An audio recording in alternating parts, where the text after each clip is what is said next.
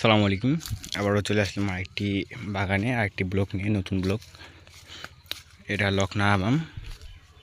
এই আমটির নাম হলো লকনা।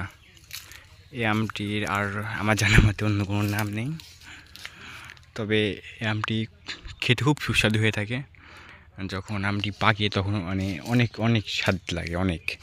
তবে কাঁচা থাকতেও যে খারাপ লাগে তা না, তবে এই আমটি আচার দেওয়ার জন্যে অনেক ভালো।